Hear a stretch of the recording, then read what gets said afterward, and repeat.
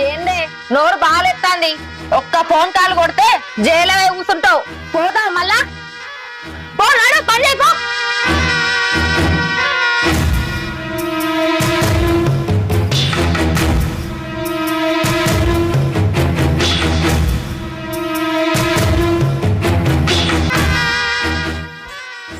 అబ్బా అమ్మగారు మస్తు చెప్పారు.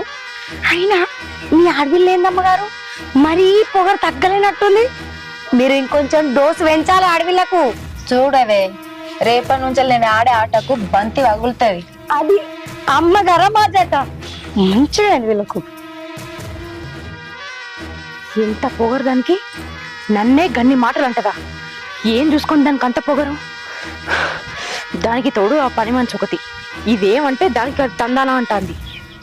దాన్ని అట్లా యూసుడు నా వల్ల అయితే లేదు. దాన్ని ఏదో ఒకటి చెయ్యాలి.